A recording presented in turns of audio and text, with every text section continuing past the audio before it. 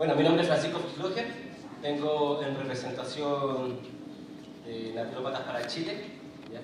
Cuya misión, no me funciona, cuya misión es educar en estilos de vida saludables, ¿ya? Y hoy vamos a conversar de un tema que es bastante importante, que es la salud intestinal, ¿ya? Puesto que hoy en día, como vemos cómo está la alimentación, es bastante importante asesorarse en cuanto a lo que comemos y la calidad de los alimentos. Cabe destacar que esta no es una charla para sustituir a un profesional de la salud. Ya, si hay problemas intestinales, es importante que usted recurra a un profesional de la salud o un naturópata, ya que lo va a asesorar. Somos lo que comemos lleva consigo un grado de responsabilidad, ¿ya? Puesto que comer, alimentarnos es algo que hacemos todos los días y frecuentemente, ¿cierto? Entonces, es muy importante, nosotros educamos en salud y ayudamos a las personas a concientizar que ellas son las que se pueden empoderar y tomar las riendas de su salud. Nosotros, digo, no somos sanadores, no imponemos las manos, nosotros educamos para que la persona tenga herramientas para que ella sea la que se haga partícipe en el proceso de sanación y mantener su salud, ¿cierto? Es muy importante eso. Entonces, grandes precursores de la medicina natural, como Hipócrates, que él dijo que todas las enfermedades se iniciaban en el intestino. Como también, por ejemplo, conocemos, no sé si recuerdan a don Manuel Lazaeta Charán, gran precursor de la medicina natural en Chile. Él hablaba de lo que era la fiebre intestinal y decía que todas las enfermedades también tenían un inicio en el intestino. Y utilizaba lo que era la doctrina térmica para justamente sacar esta fiebre intestinal. Quizás él en esta fecha sería un apasionado de lo que es la microbiota. ¿Ya?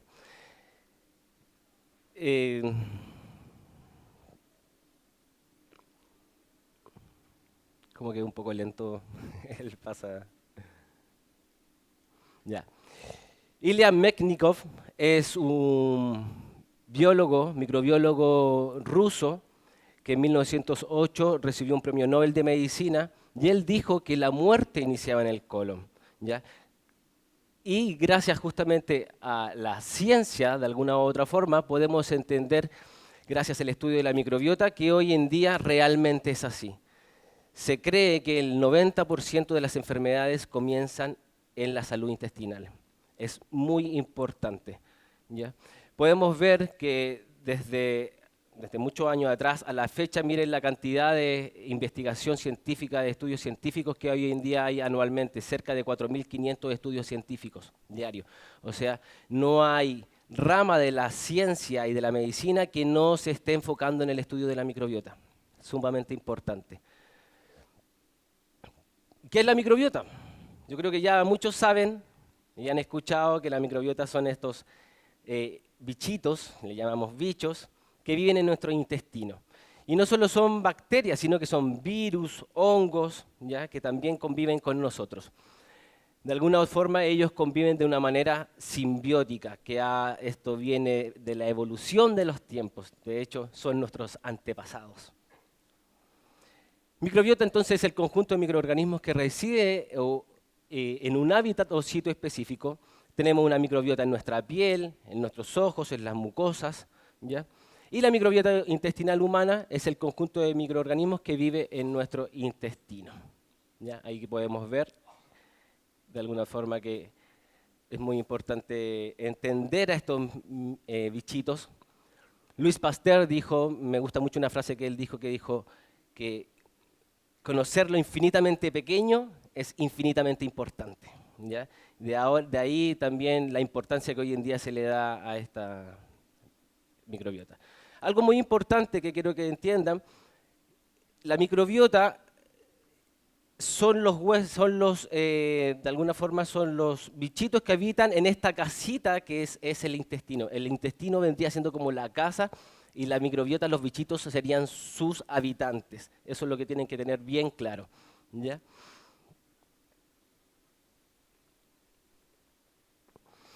Bueno, No me está acompañando mucho el pasaje. Sí, ya, pero es que cuando paso dos, después se me pasan dos.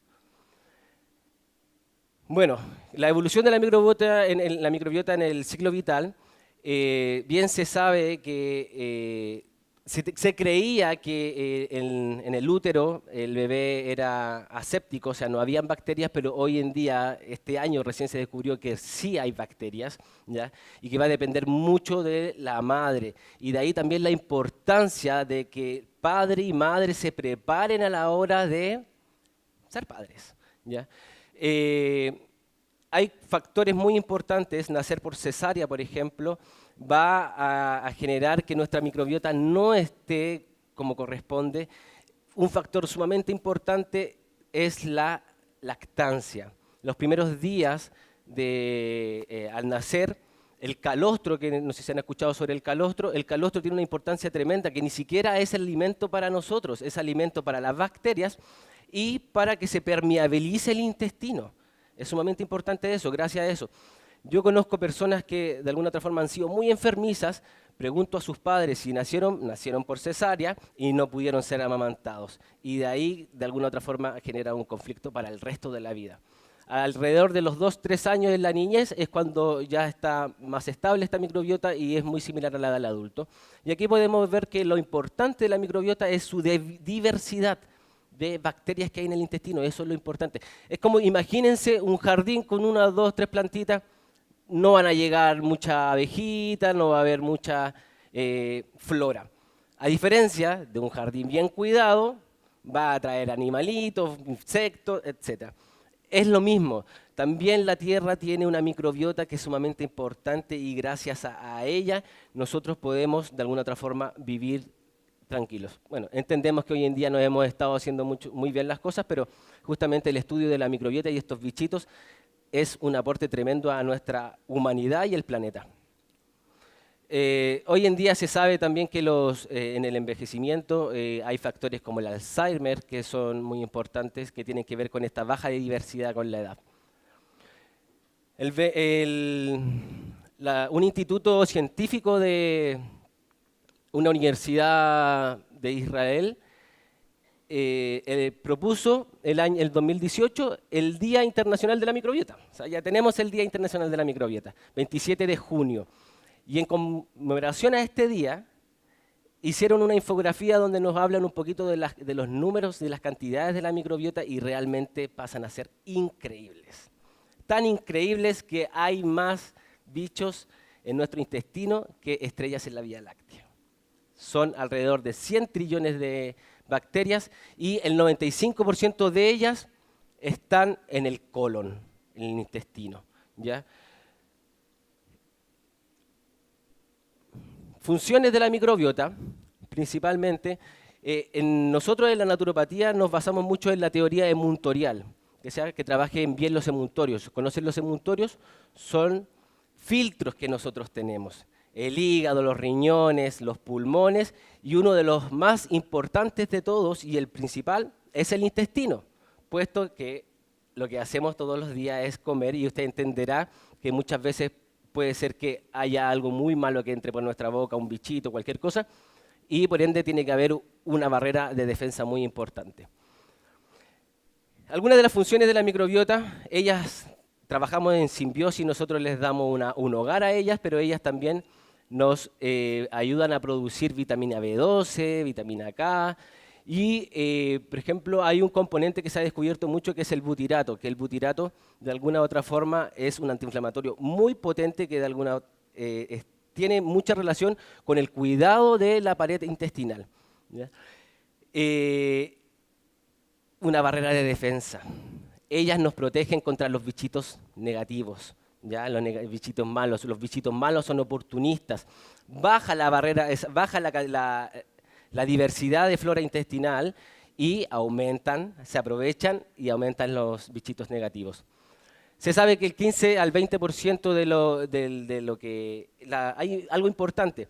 Las bacterias se alimentan de celulosa, fibra que nuestro cuerpo no está capacitado para digerir. Eso es sumamente importante. Ahí vemos esa simbiosis y cómo ellas nos ayudan. Y de esa alimentación, ellas pueden aportarnos entre el 15 al 20% de calorías al día. ¿Ya? Producen el 60% de los metabolitos que andan en nuestra sangre, vienen de la microbiota. De ahí entendemos que la teoría que hablaban los naturópatas, la medicina natural, del ensuciamiento, que nos producimos una toxemia. Literalmente aquí lo vamos a entender el porqué. ¿Ya? Se sabe que el 90 al 95% de la serotonina se produce en el intestino, y la serotonina es la hormona de la felicidad, o sea, hay un componente muy importante para mantenernos alegres, activos, con una actitud mental positiva. Y algo muy importante, todas las células de nuestro cuerpo tienen unas proteínas en su pared celular que el sistema inmunológico las reconoce, pero estas bacterias no la tienen esa proteína, entonces tuvieron que educar al intestino para que, lógicamente, el sistema inmunológico no las atacara. Entonces, de alguna otra forma, son como sus profesores, que de alguna otra forma modula. Y ahí está la gran importancia del porqué de las enfermedades, porque el 80% de nuestro sistema inmunológico está en el intestino. Esta microbiota tiene una comunicación directa con este sistema inmunológico, y no solo con él, sino que también con nuestro sistema nervioso, de ahí que le llaman el segundo cerebro. ¿Ya? Hay una comunicación bidireccional entre el intestino y el cerebro. De hecho, se dice que no es correcto llamarle el segundo cerebro, sino que es el primer cerebro, porque las primeras bacterias eran tubos digestivos y después se creó un sistema nervioso. Entonces, correctamente sería quizás el primer cerebro. Emerald Mayer, él dice que literalmente pensamos con el intestino. Hay mucha teoría, se sabe mucho que incluso hay factores como, por ejemplo, nosotros podemos escoger a nuestra pareja sexual gracias a la microbiota. Así de interesante es.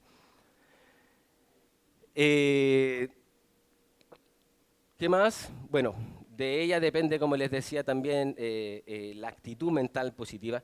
Esta comunicación bidireccional, de alguna u otra forma, se sabe que las células que van en el nervio vago son aferentes, o sea, quiere decir que la comunicación es ascendente. O sea, en gran medida hay mayor comunicación del intestino hacia el cerebro. ¿Ya?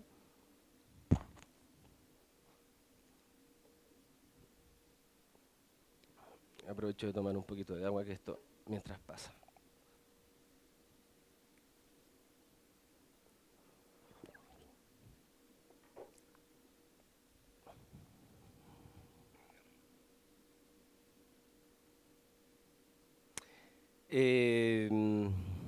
Ya. Una de las cosas importantes es que esta microbiota, como yo bien les dije, funciona como barrera intestinal. No sé si esto de allá me podrían pasar cuando yo vaya pidiendo, porque se queda ahí mejor. Yo le hago la señal. Aquí podemos ver cómo esta barrera bacteriana...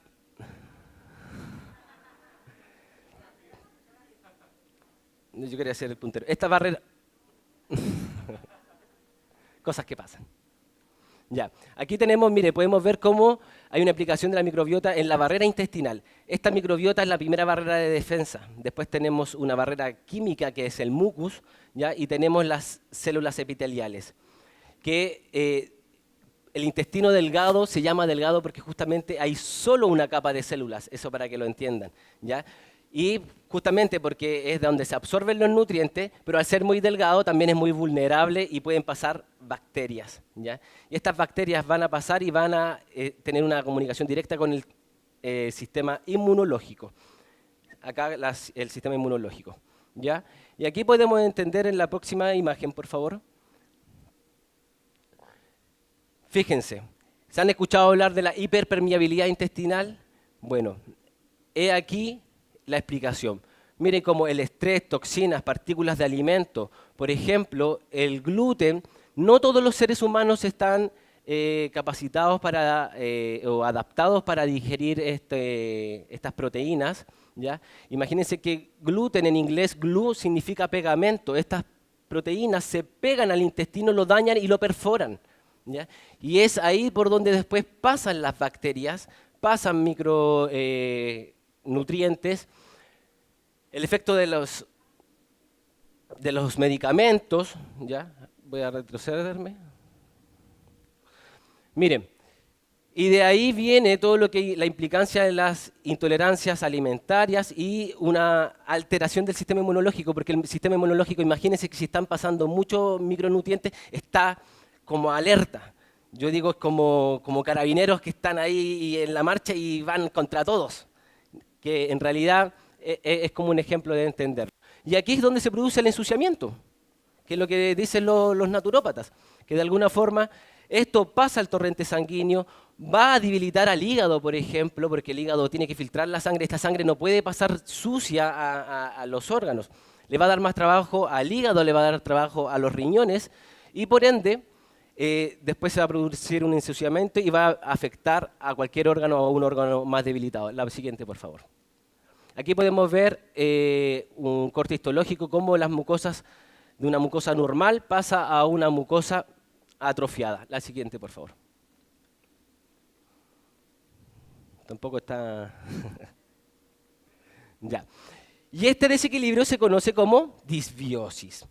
Eubiosis es el equilibrio. Eubiosis, euestrés es cuando está en equilibrio. Y el desequilibrio es disbiosis, que quiere decir que hay mayor presencia de microorganismos dañinos y se relaciona con enfermedades intestinales. La siguiente, por favor. Y aquí factores asociados al modo de vida y la sociedad. Fíjense todos los factores que influyen, desde mayor higiene, ¿ya? El consumo de agua clorada, consumo de fármacos, laxantes, antibióticos, ¿ya? Consumo de alimentos ultraprocesados, contaminantes en los alimentos, aditivos, el estrés. El estrés es netamente importante. Se sabe que el cortisol actúa prácticamente como los antibióticos en el intestino. El sedentarismo, niños más prematuros, mayor aumento de cesáreas y la baja lactancia materna. La siguiente, por favor. Entonces, para lograr una homeostasis en el ecosistema digestivo, tiene que haber un equilibrio entre el sistema inmunológico, la microbiota y la función intestinal de barrera, que sería el intestino como tal. La siguiente, por favor.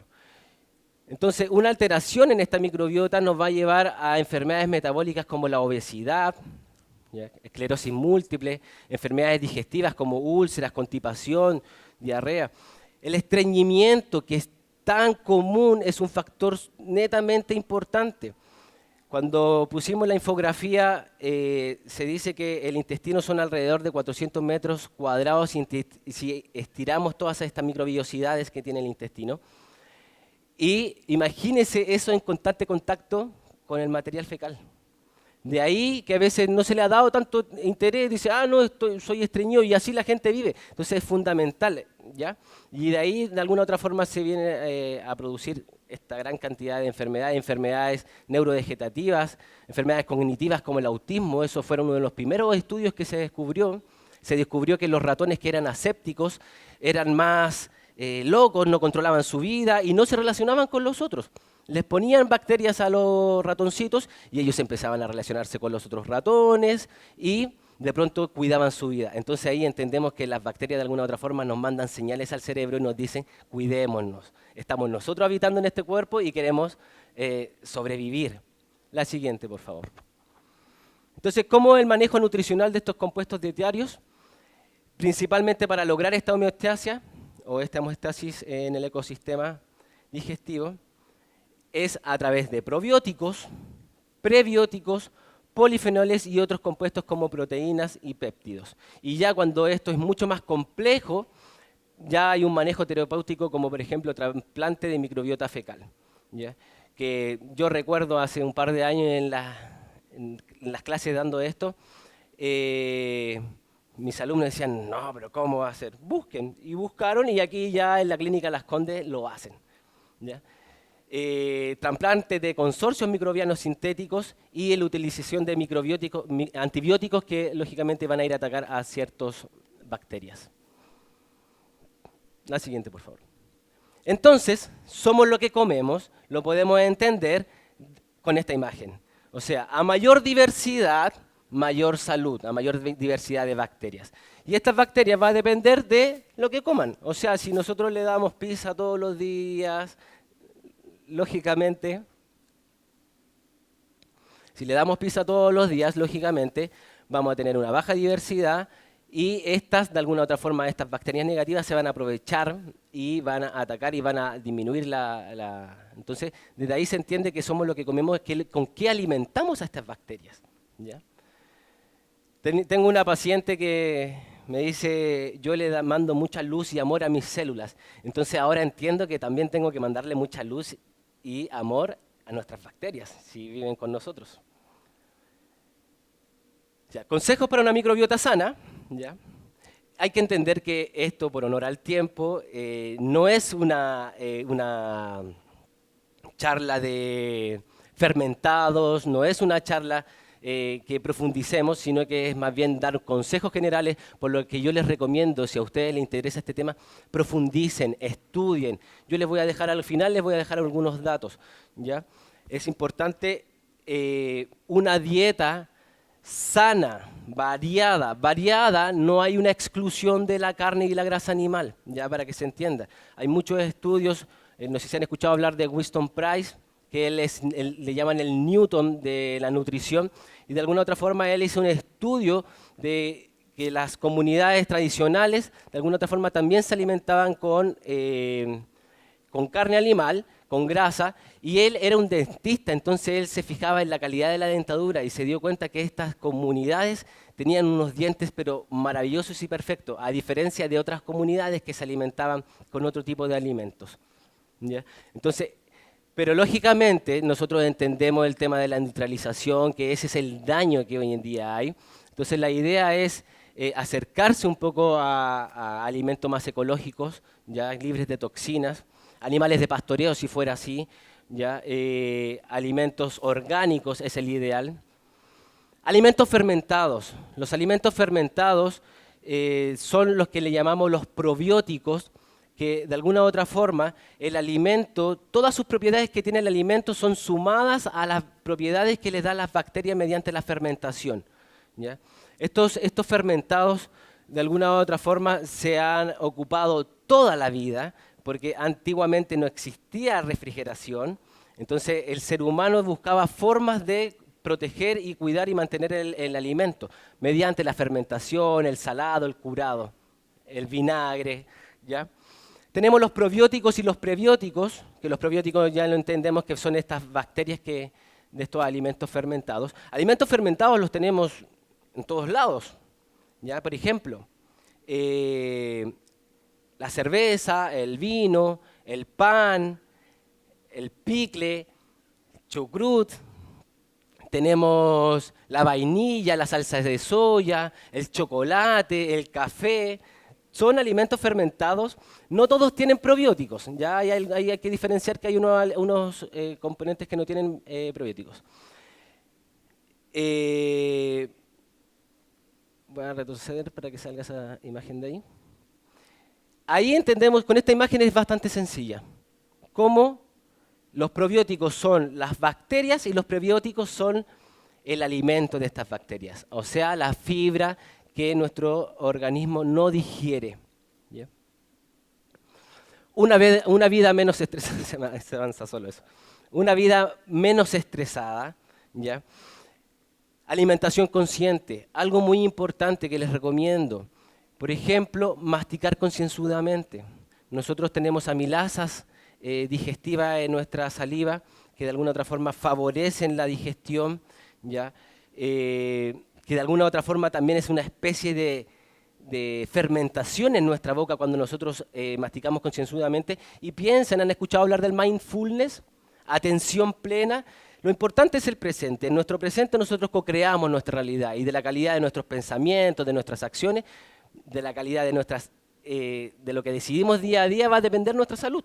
Entonces, si nosotros a la hora de sentarnos a comer le agradecemos al alimento, no estamos pendientes del teléfono, nos sentamos en familia, que sea una especie de ritual a la hora de comer, que no comer con culpa muchas veces es mucho más importante que tantas dietas muy importantes, tantos superalimentos, ¿ya? Cositas básicas, no tomar agua cuando se está comiendo, ¿ya? Para diluir.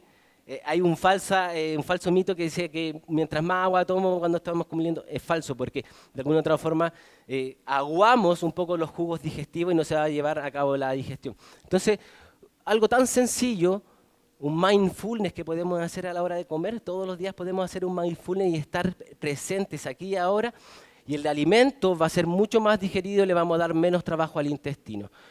¿Por qué? Porque ya de alguna otra forma viene digerido cuando lo masticamos bien. ¿Ya? Así como también los fermentados. Los fermentados, de alguna otra forma, las bacterias lo que hacen es digerir en parte estos alimentos y ya vienen mucho más digeridos para que sean mejor metabolizados y asimilados. Ahora sí, y hoy en día, esto es muy reciente, o sea, yo creo que desde el año pasado a este año, también es importante los horarios de alimentación. Para los chinos, por ejemplo, ellos hablan de los meridianos, han escuchado que hay sistemas energéticos y cada meridiano tiene mayor energía a una hora. El meridiano del estómago es entre las 7 y las 9 de la mañana. De ahí el dicho que dice, desayuna como rey, almuerza como príncipe y cena como mendigo. O sea, es importante un buen desayuno y comer a las horas, porque cuando nosotros comemos a las horas, las bacterias están atentas y están predispuestas cuando llega esa hora para hacer su trabajo. Por eso descubrieron que es importante el horario de la alimentación y algo muy reciente también que descubrieron que es la calidad del sueño, ¿ya? Es muy importante tener una buena calidad del sueño, ¿ya? Esos son estudios muy recientes. ¿Qué es lo que tenemos que evitar? Los refinados, ¿ya? Todo lo que es alimento ultraprocesado. Tenemos que, de alguna otra forma, cocinar nuestros alimentos, ¿ya? Se dice que, por ejemplo, hay harta controversia que se dicen que los granos, que las semillas, de alguna otra forma, dañan el intestino, pero eso es importante entender que, ¿han escuchado maní tostado? Sí. Cuando usted a estos nutrientes, como son las semillas, los cereales, las legumbres, por eso remojamos las legumbres. Las legumbres no las remojamos para ablandarlas. Las legumbres las remojamos para que se hagan más digeribles, ¿ya? Entonces, por ejemplo, de ahí viene el remojado, tostar los alimentos, fermentarlos, y de alguna otra forma estas semillas van a ser mucho más digeribles. Eso también se ha descubierto, o sea, se sabe hace mucho, pero claro, se decía, no, pero que estos carbohidratos muy complejos le dan mucho trabajo a la microbiota, van a haber mayores fermentaciones, mayor cantidad de gases, pero eso se puede evitar con un trabajo posterior a estas semillas. Refrescos endulcorados, ¿ya? Acá unos compañeros de la feria nos compartieron esta kombuchacha, ¿ya? Es importante cambiar los refrescos, las bebidas por ejemplo, bebidas que sean prebióticas y probióticas, como la kombucha. O sea, en este caso es probiótica, ¿ya? Ahí le voy a dar más adelante. ¿Puedes volver un poquito atrás, por favor? Agua de la llave. Ya acá en Chile el agua es muy clorada. Y para qué decir también de todos los minerales, el flúor que tiene, que de alguna u otra forma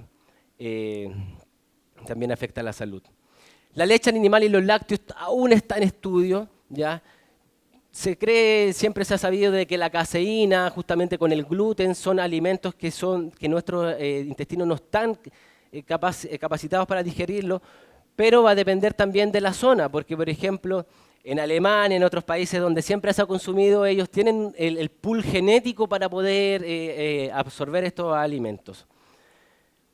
Alimentos con hormonas y antibióticos, y aquí de alguna u otra forma entra todo lo que es el mercado de la ganadería e industrialización, ¿ya? Abuso indebido de medicamentos. La gente es muy común que siempre me duele esto, ibuprofeno, me duele esto otro, paracetamol. Entonces los medicamentos y el abuso de antibióticos, y eso es una de las alertas más grandes de hoy en día que la OMS está dando a entender, ¿ya? ¿Por qué? Porque las bacterias de alguna u otra forma se han ido siendo cada vez más resistentes. Imagínense que las bacterias llevan millones de años más que nosotros, ¿ya? No por ser tan diminutas no están evolucionadas, al contrario, ellas están tan evolucionadas que gracias a ellas nosotros vivimos, ¿ya? ¿Y qué comer? ¿Ya? Por ejemplo, tenemos los alimentos prebióticos. ¿Ya? Los prebióticos dijimos que son alimentos no digeribles, ¿ya? Como la celulosa, la inulina, que son alimentos... No avanza. Ya. Son alimentos que nuestro sistema digestivo no está capacitado para digerir, entonces son alimento para nuestras bacterias y gracias a ellas van a producir una serie de cantidad de metabolitos y va a depender de la calidad de los alimentos. Lógicamente, hoy en día bueno, uno empieza a mirar documentales y después queda aterrorizado y digo, ¿qué como? Porque todo en las tierras está todo contaminado de alguna u otra forma, pero yo siempre digo, mal menor. O sea, de alguna u otra forma es mucho mejor alimentar una dieta lo más vegetariana posible, que no, entiéndase que no hago exclusión de la carne, que una dieta muy carnívora, ¿ya? Entonces, mal menor, preferible los vegetales, ¿cierto? El ajo, la cebolla. No, yo le hice con el puntero. El ajo, la cebolla, bien se sabe, en esta filosofía se dice que los alimentos blancos ayudan a la inmunidad. Bueno, bien se sabe que la cebolla, el ajo, de alguna otra forma ayudan a esta inmunidad, pero además son muy ricos en estos probióticos. Los espárragos, las alcachofas, que hoy en día viene el tiempo de las alcachofas, ¿ya? Además que también es un muy buen protector hepático. Tomates, plátanos, ciruelas, manzanas, el salvado de los cereales, ¿ya? También contiene mucha inulina, que es un alimento que les encanta mucho a nuestras bacterias. La siguiente, por favor. Los probióticos. Entonces, los probióticos son microorganismos vivos que promueven nuestra microbiota intestinal y la flora bacteriana, o sea, nuestra flora bacteriana. ¿Qué alimentos probióticos? Hay infinidades. Todas las culturas tienen sus probióticos. Ya usted, hay... de verdad, llega a ser bastante increíble la cantidad de probióticos. Yo les voy a dejar un libro, una recomendación de una eminencia en fermentados. ¿Ya? Es la fermentación de alguna u otra forma nos conecta con el microcosmos, que son las bacterias, pero también con el macrocosmos. ¿Por qué? Porque es importante entender el clima, ¿ya? La luz solar, el espacio, la época del año que estamos. ¿Ya? Tenemos, por ejemplo, verduras fermentadas y los picles. No este picle, eso sí, que venden en el supermercado. Esto, la ideal es que usted se prepare sus fermentados, ¿ya? ¿Por qué? Porque traen conservantes que de alguna otra forma matan a las bacterias beneficiosas que están ahí de alguna otra forma digiriendo el alimento. El kéfir, o muy bien conocido aquí en Chile, se conoce el yogur de pajarito de muchos años. Ya, ahí es un probiótico muy importante para nuestra salud. El chocrut, yogur natural, los lácteos también ahí están un poquito en veremos, la ciencia ahí está explicando. El té de kombucha, como les decía acá, es muy importante para reemplazar las bebidas, ¿ya? Son una bebida fermentada que viene de los chinos de la antigüedad. El rejuvelac, que esto es sumamente rápido de hacer, es bueno, tiene probióticos que es literalmente dejar semillas en agua. Ya, lógicamente usamos agua sin cloro. ¿Ya? Y estas semillas las dejamos remojando, a los 2-3 días se va a poner un poquito turbia el agua. ¿Ya? Esa agua está llena de probióticos, eso no lo podemos consumir. ¿Por qué? Porque muchas veces uno dice, oye, pero no tengo la kombucha, ¿dónde la busco? Pero semillas de quinoa, semillas de cualquier tipo, las podemos dejar en agua y después de 2-3 días que empiece a ponerse turbia el agua, esa agua ya está llena de probióticos. Y los podemos volver a reutilizar e incluso los podemos cocinar esas semillas. La siguiente, por favor. Ya. Y hoy en día se ha descubierto bastante que los polifenoles que están son unos principios activos de tanto las frutas, de las verduras, de las plantas medicinales, que son un alimento muy importante para las bacterias porque es uno de los componentes que va a generar mayor butirato. El butirato es un metabolito de estas bacterias que va a mantener en la integridad esta barrera intestinal. Es sumamente importante. Y de hecho se sabe y se está estudiando que tiene una influencia directa sobre el cáncer colorectal y la inflamación generalizada en el cuerpo. Hay que entender una cosa y que me gustaría aclarar algo, que muchas veces las personas dicen es que empecé a comer fermentados, comí mucha fibra y le empieza a caer mal. Antes que todo, el cuerpo necesita una purificación. Nosotros en naturopatía siempre nos valemos de una frase muy importante que dice que el ser humano, si se quiere sanar, tiene que estar dispuesto a dejar lo que le está enfermando, ¿cierto? Eso es factor clave. Entonces, es sumamente importante eliminar o ir disminuyendo, porque tampoco esto no es una regla, ¿ya? Los alimentos que de alguna u otra forma van a ir afectando nuestra salud intestinal. Y además estos polifenoles por su acción propia también van a tener una acción antibacteriana contra estas bacterias que son negativas, ¿ya? Tenemos por ejemplo los frutos rojos, son ricos en polifenoles, el cacao puro, el té matcha, especies como la cúrcuma, el jengibre, la canela, tenemos plantas como el romero, el tomillo, la manzanilla, para nosotros es la reina de las flores, siempre se ha sabido que es muy buena para la digestión, ¿ya? Y finalmente quiero darles una invitación, si les gusta y les interesa estudiar un poquito más del tema, si está teniendo malestares digestivos, si nota que su microbiota o la parte intestinal no está funcionando muy bien, les recomiendo estos dos libros. Microbiótica, que es un libro que de alguna u otra forma, miren el subtítulo, dice, una revolución para salvar la Tierra y el mundo. Hoy en día incluso se está estudiando cómo las bacterias pueden producir combustible, ¿ya? Hay bacterias ninjas que las mandan a atacar ciertos tipos de cáncer en nuestro intestino. Este mundo de verdad es realmente increíble. Y Sándor Elikskat es una eminencia en el arte de la fermentación.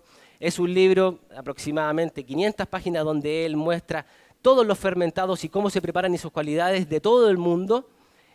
Y también les recomiendo, hace aproximadamente un par de meses, a 6 meses o no más de un año atrás, salió un documental que se llama Interconectado, donde 70 científicos, de alguna forma, vienen a explicar estos últimos 10 años de investigación científica que es la microbiota. Y de verdad es un documental bastante importante. Yo les dejé acá el link, ¿ya? Pueden visitarnos en el stand Naturópatas para Chile, pueden escribirnos a naturopatasparaChile@gmail.com, nosotros les hacemos llegar esta diapositiva y es importante comprender que la salud está en nuestras manos. La salud, como dice mi padre siempre que está por ahí en el público, me dice que la salud es tan importante que no hay que dejarla en manos ni de los medicamentos ni de los médicos. La salud es tan importante que nosotros tenemos que hacernos cargo.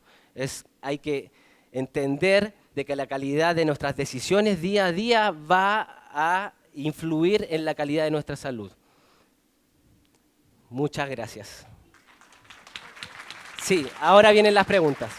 Tenemos un par de minutos para las preguntas. ¿Quién quiere el poder? Acá.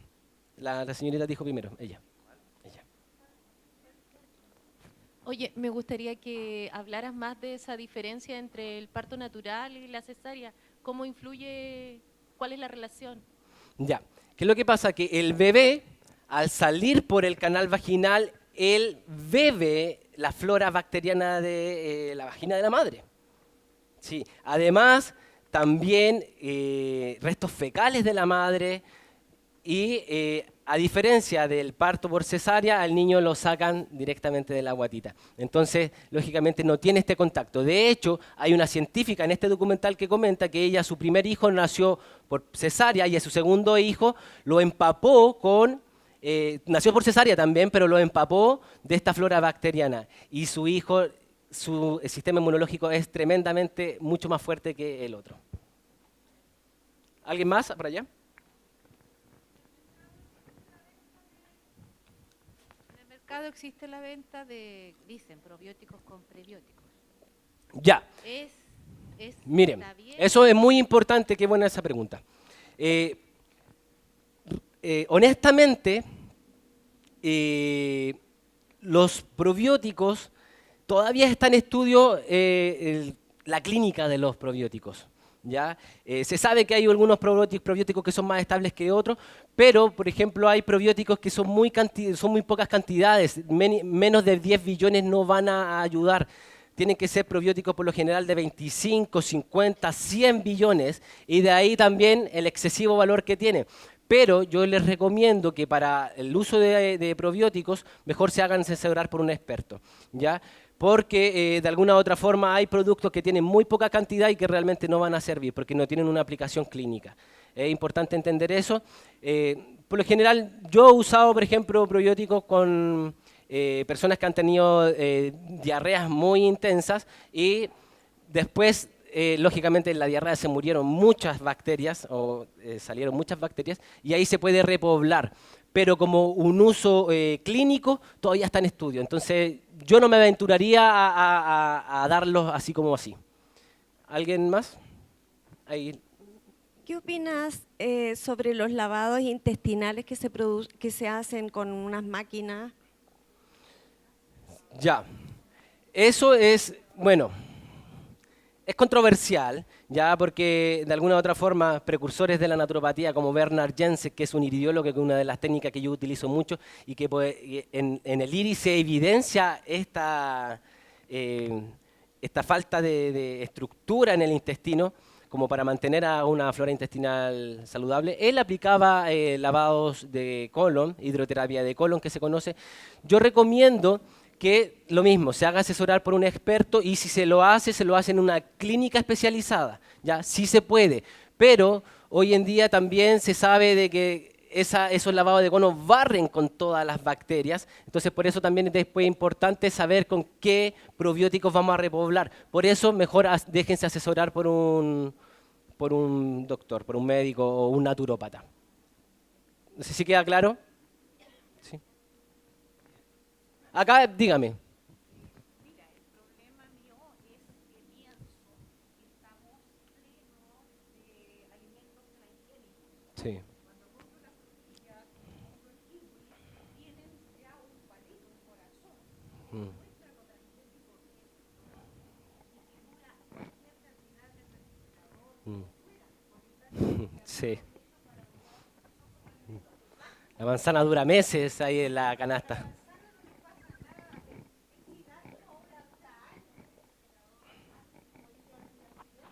Ya. Ya.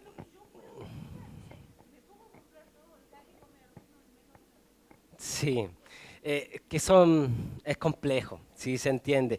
Por eso, el ideal es que uno empiece su propia producción de alimentos. Es el ideal, es el ideal. Pero hoy en día hay hartas tiendas de alimentos orgánicos. Son estas complicaciones que se generan que yo entiendo. Es como, por ejemplo, cuando vemos estos documentales y vemos que todo es malo y decimos, chuta, ¿qué comemos? Por favor. Hola. Hola. ¿Nos podrías hablar un poco sobre la relación entre Parkinson, Alzheimer y una mala microbiota? Ya. Está comprobado que son ciertos tipos de metabolitos que migran desde el intestino a través del nervio vago hacia el cerebro y que eso se van acumulando con la vida. ¿Ya? También hay teorías de que hay metales pesados, todo eso, pero de alguna u otra forma es el desequilibrio de esta flora intestinal, de esta hiperpermeabilidad intestinal. Es un tipo de ensuciamiento que afecta literalmente al cerebro. ¿Por qué? Porque son tipos de metabolitos que migran a través del nervio vago y también del sistema circulatorio también. Esa es como la explicación bien sencilla, porque es mucho más complejo, porque estos metabolitos tienen ciertos tipos de nombres, etcétera. Pero es justamente es la translocación de microorganismos, metabolitos, como se dice, que son los metabolitos son los desechos de estas bacterias, que lógicamente de las bacterias negativas, ¿ya? Que migran al cerebro. Sí. Hola. Oye, quería consultarte acerca de la Ah, ya.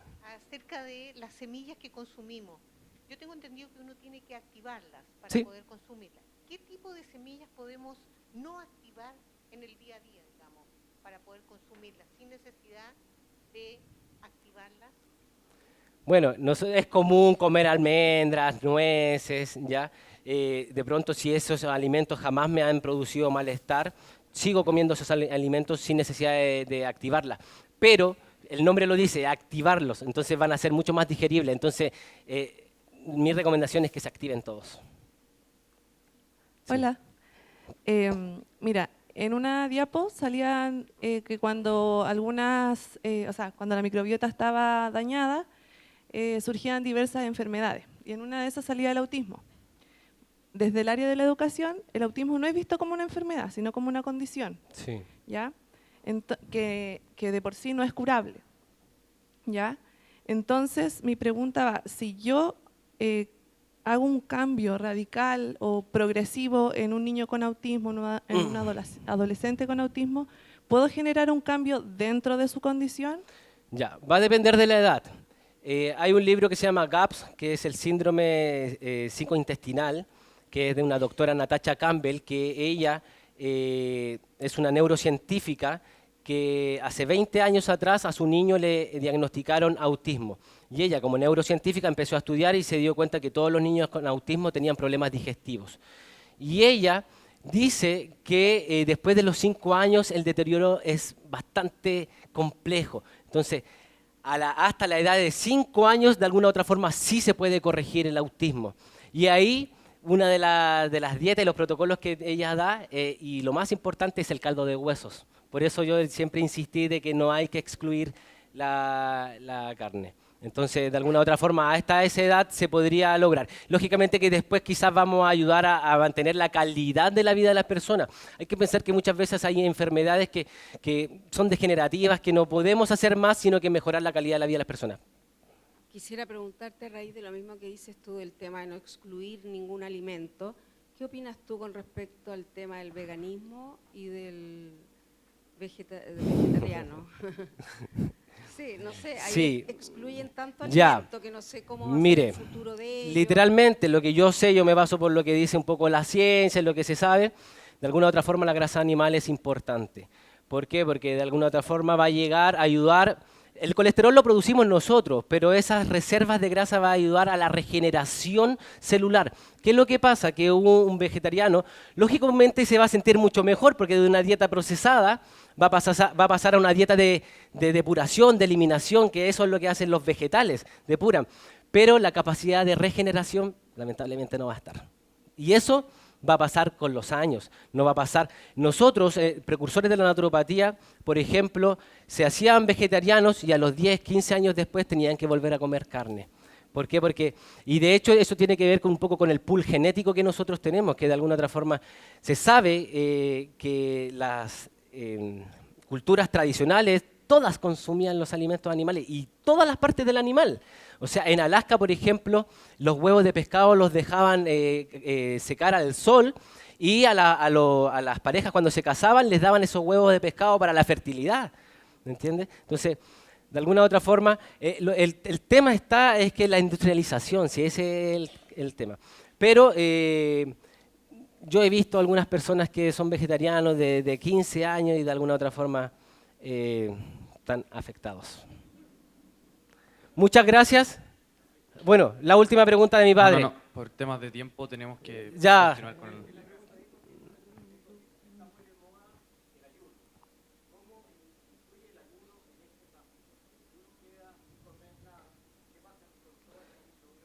Ya, el ayuno tiene que ser idealmente un ayuno intermitente. El ayuno de muchos días no es bueno. ¿Por qué? porque nuestro hígado necesita nutrientes para eliminar las toxinas. Eso es muy importante, que muchas veces hacemos ayuno y estamos de alguna u otra forma sin alimento, entonces no le damos los nutrientes necesarios al hígado para que haga el proceso de desintoxicación, que es el órgano más importante. Gracias.